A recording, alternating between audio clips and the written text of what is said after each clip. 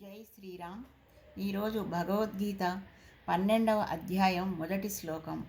అర్జున ఉవాచ ఏవం సతతయుక్తాయే భక్తాస్త్వాం పర్యుపాసతే ఏ చాప్యక్షరమవ్యక్తం తేషాం కే యోగ విత్తమాః. ఈ భగవద్గీతలో 20 శ్లోకాలే ఉంటాయి. ఒత్తులు చాలా తక్కువ ఉంటాయి. పిల్లలకి ముందు నేర్పించాలి అని అనుకుంటే ముందు మాత్రం ఇది నేర్పించండి. వాళ్ళకి ఇందులో ఉన్న మకరందం తెలుస్తుంది, అంటే తేనెలోని తీయదనం తెలుస్తుంది. చాలా తొందరగా పిల్లలకి ఇది నోరు తిరుగుతుంది. మేము కూడా 6 ఏళ్ళు వయసులోనే ఇది మేము విద్యాప్రకాశానందగిరి స్వాముల వారు ఏర్పేట ఉండేవారు కాళహస్తి దగ్గర. ఆయన వస్తే మేము చిన్నప్పుడు ఆయన భగవద్గీత గొప్పదనం తెలిసి మేము వెళ్ళాల. ఆయన చెప్పే వాటిలో పిట్ట కథలు ఉండేవి, చాలా చిన్న చిన్నవి. వాటి కోసం పోట్లాడి ట్యూషన్లోకి ఎగ్గొట్టేసి, అంటే ఇంట్లో హోంవర్క్ ఉంటుంది 6వ క్లాస్ అయినా మాకు అప్పుడు, నేను 6వ క్లాస్కి నేను గొప్ప అని చెప్పుకోవట్లేదు. నేను 6వ సంవత్సరంలోనే 3rd క్లాస్ చదివాను. మీరు నమ్మండి నమ్మకపోండి అది. ఎందుకంటే 10th క్లాస్ ఎగ్జామ్ రాసేటప్పటికి మేము ఆ పబ్లిక్ ఎగ్జామ్ రాయడానికి విధానాలతో ఏజ్ ఎక్కువ ఎంచుకోవాల్సి వచ్చింది.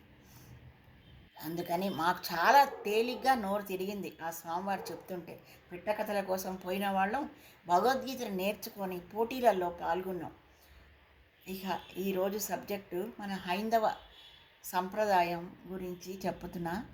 అందులో ఒకటి, మనం చెవిలో పూలు పెట్టుకునే వాళ్ళని చూస్తే ఇప్పుడు మన సమాజం ఏమంటుందంటే, అబ్బా చెవిలో పూలు పెట్టుకున్నాడురా వీడు ఎంత అమాయకుడో అనుకుంటాం.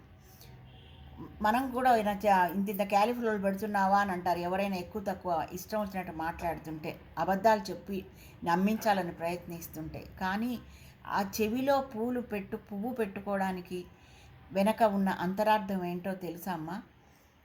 మనం పొద్దున భగవంతుడి పాదాల దగ్గర చేరిన పుష్పాన్ని మన చెవిలో పెట్టుకొని బయటికి వెళ్తే మన భావం ఎలా ఉండాలంటే, పరమాత్మ ముందర స్వామి నీ దగ్గర చేరిన పాదార విందాల దగ్గర చేరిన పుష్పాన్ని నా చెవిలో పెట్టుకుంటున్నాను.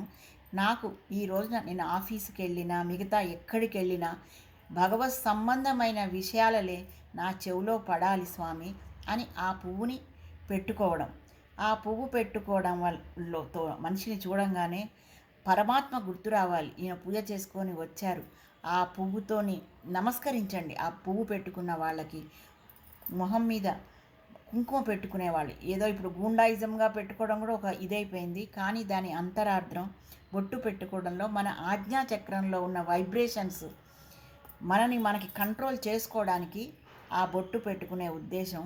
చెవిలో పువ్వు పెట్టుకునేది మనకి మంచి విషయాలు, భగవత్ సంబంధమైన విషయాలే.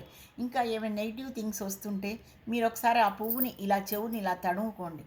అప్పుడు గుర్తొస్తాయి భగవంతుడి దగ్గర చేసిన మన సేవ గుర్తొచ్చి మనం వేరే భావాలకు పోకుండా పరమాత్మ మనల్ని కంట్రోల్ చేస్తాడు. జై శ్రీరామ్. నచ్చితే షేర్ చేయండి, లైక్ చేయండి.